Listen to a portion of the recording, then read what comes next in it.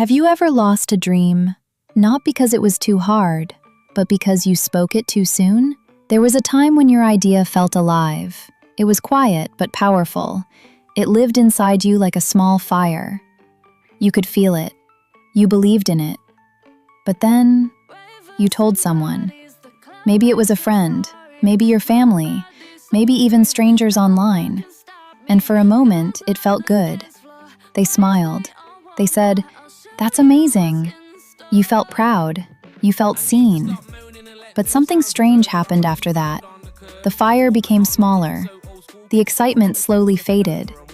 The dream that once kept you awake at night started to feel normal, then distant, then heavy. Until one day, it was gone. Not failed, not tested, not even started, just gone. Most people think dreams die because life is hard.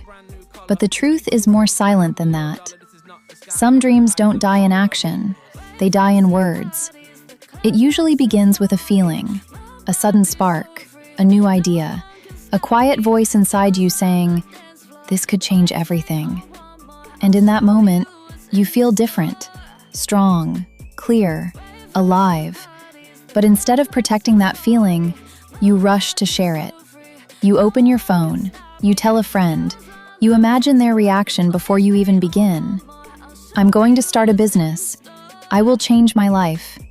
This time, I'm serious." And when they respond, something happens. They smile. They support you. They say, "That's great." And for a moment, it feels like you already did something, like you already moved forward. But you didn't. You only spoke. Yet your mind feels rewarded, as if the work is already done. And slowly, without you noticing, the need to act becomes weaker, because the world already heard your dream, and somehow, that feels like enough. His name was Ayan. He was not lazy. He was not weak. In fact, he was full of dreams, big dreams. He wanted to build something of his own. He wanted to change his life. He wanted to become someone people respect. And every time a new idea came to him, his eyes would light up. You could see it, that energy, that belief, that fire. But Ayan had one habit. He could not keep his dreams to himself. The moment he felt inspired, he would tell someone. His friends, his family, even people who barely knew him. And every time he spoke, he received the same thing: attention, encouragement, praise. "Wow, that's a great idea. You can do it. I believe in you." And Ayan loved that feeling. It made him feel important. It made him feel like he was already becoming that person. But slowly, without realizing it, he started chasing the reaction more than the dream. At first, Ayan did not notice anything was wrong. Every new week, a new beginning. One day, he decided to get fit. He told everyone, "This time, I will not quit." People smiled. Some even admired his discipline.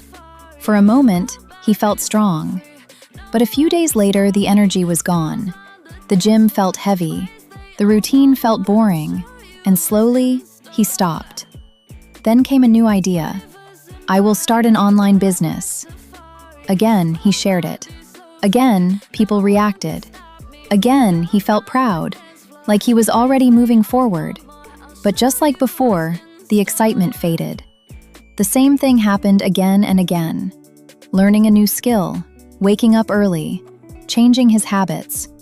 Every time it started with fire and ended in silence. Ayan began to think something was wrong with him. Maybe he was lazy. Maybe he had no discipline. But the truth was quieter than that. There was a pattern, hidden in plain sight. Every time he spoke, something inside him became weaker. Like energy was leaving, slowly, invisibly. From the outside, Ayan looked like he was moving forward. He was always talking about something new. New plans, new goals, new beginnings. People around him started to see him as ambitious, someone who wanted more from life. And every time he spoke, he felt it too. A small sense of success, like he was already becoming that person. But there was another reality, a quiet one. Nothing was changing. His days looked the same. His habits stayed the same. His life did not move. There were no results, no progress, no real action, only words.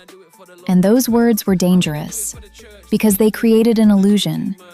They made him feel full when he was empty. They made him feel ahead when he was standing still. Ayan was not building his dreams, he was describing them. And slowly, he started to confuse talking with doing. A mistake many people never realize until years are gone. One night, Ayan sat alone, thinking about everything. All the plans he started, all the things he never finished. And then, a strange image came to his mind. He saw a cup, simple, clear, filled with water. That water felt important, like his energy, his focus, his dreams. At first, the cup was full, calm, still, powerful. But then, he spoke. "I'm going to change my life." A small crack appeared, just a tiny one, easy to ignore. The water did not spill fast, but it started to leak. Then again, he spoke. "I will start tomorrow. I have a big plan." Another crack, and another. Each word, another opening. Slowly, the water began to fall, drop by drop, quietly. No one could see it, no one could hear it, but inside, the cup was changing. What once felt full started to feel empty, and Ayan finally understood something strange. It was not that he had no energy, it was that he was leaking it. A few days later, Ayan went to a quiet park. He sat on a bench, lost in his thoughts, when he noticed an old man sitting nearby. The man was calm, still, watching the world without saying much. For some reason, Ayan felt comfortable. So, like always, he started talking. "I have many plans," Ayan said. "I want to change my life. I want to do something big." The old man did not interrupt. He just listened, quietly. No advice, no praise, no reaction. Ayan kept speaking, expecting something, but the man only smiled. Then, after a long silence, he asked one simple question. "If your dreams are so strong, why do they become weaker after you speak them?" Ayan froze. No one had ever asked him that before. The question felt strange, but deep, like it was pointing to something he was trying not to see. For the first time, Ayan had no answer. The old man looked at Ayan, then slowly stood up. "Come," he said softly. They walked to a small table nearby. On it, there were 2 cups. Both looked the same. Both were filled with water. But there was one difference. One cup was smooth, sealed, with no marks. The other had small cracks all around it. The old man pointed to the cracked cup. "This is what happens when you speak too much," he said. They stood there, watching.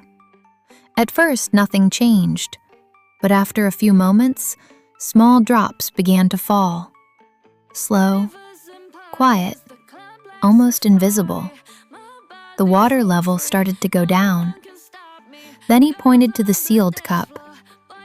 "This is silence." Time passed, but this cup stayed full, still, protected. Ayan watched carefully. No noise, no drama, just a simple truth happening right in front of him. And in that quiet moment, something became clear. Silence was not empty, it was protection. And every word he wasted was something he was losing. Ayan stood there, staring at the cups. But slowly, his mind went somewhere else. He began to see his past. All the times he felt excited, All the times he told everyone. All the times he stopped. It was all there, clear now, like a pattern he had ignored for too long. The gym plans, the business ideas, the promises he made again and again. He always thought the problem was him, that he was lazy, that he had no discipline. But now, it felt different. It wasn't that he couldn't do it. It was that he never protected it. Every time he spoke, he gave a part of it away.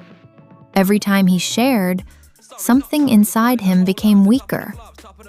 Not all at once, but slowly, quietly, like a leak.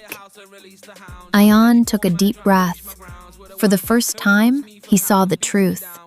His dreams didn't fail because they were too hard. They failed because he made them easy to lose.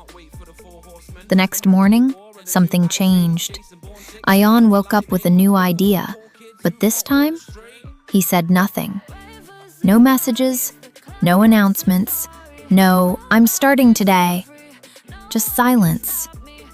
It felt strange, almost uncomfortable, like holding something inside that wanted to come out. His mind kept whispering, "Tell someone, just one person.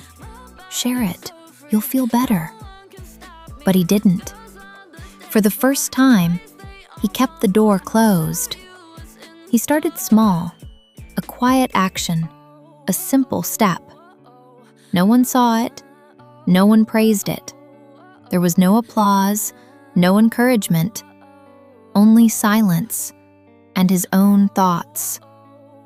And in that silence, doubt appeared. Is this even worth it? Does it matter if no one knows? But still he continued, because something inside him understood now. This silence was not empty. It was different. It felt heavy, but strong, like he was finally holding his energy instead of giving it away.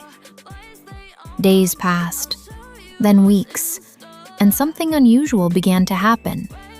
Ayan did not feel the need to talk anymore. The urge was still there sometimes, to tell someone, to show progress, to hear "well done." But he stayed quiet, and in that quiet, he kept working. Small steps, simple actions, again and again. No one noticed. To the world, nothing had changed, but inside, everything was different. His focus stayed longer. His energy did not disappear. The cup inside him stayed full. For the first time, he did not start and stop. He continued, even on days when he felt tired, even when it felt slow, because there was no pressure to prove anything, no need to impress anyone, only the work and the silence around it. And slowly, very slowly, something real began to grow. Not loud, not visible, but strong. The kind of progress that does not need to be seen to become powerful.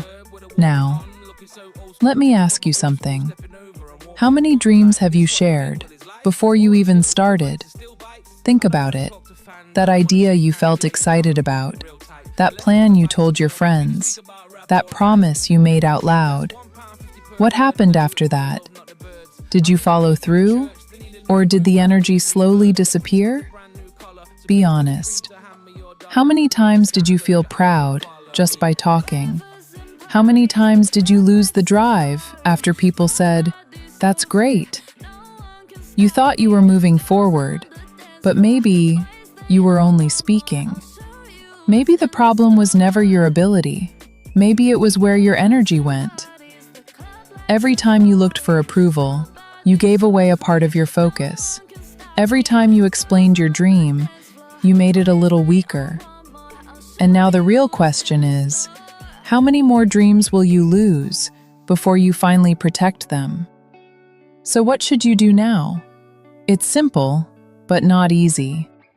The next time a new dream comes to you, don't speak. Just hold it. Let it stay inside, like a full cup. No announcements, no early sharing, no need for approval. Start quietly. Take one small step, then another. Work in private, even if no one sees it, even if no one claps for you. Because this time, you are not doing it for them. You are protecting your energy, protecting your focus, protecting your cup. And when the urge comes to tell someone, pause. Ask yourself, do I want attention or do I want results? Then choose silence again. Let your actions grow in the dark. Let your discipline become real. And one day, without saying a word, your results will speak for you. In the end, nothing about Ayan looked loud. No big announcements, no constant talking, no need to prove anything. But something had changed. This time, he was not chasing attention.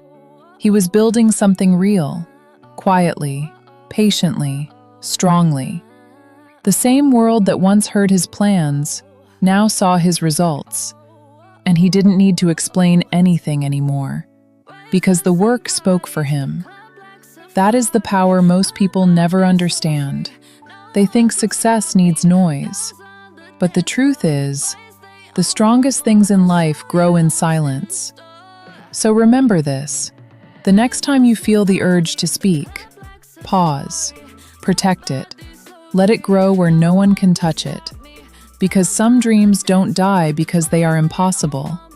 They die because they were heard too early. Because some dreams don't die because they are impossible. They die because they were heard too early. If this story made you think, if you saw yourself in Ayan, then stay with this mindset and subscribe for more stories that help you grow in silence.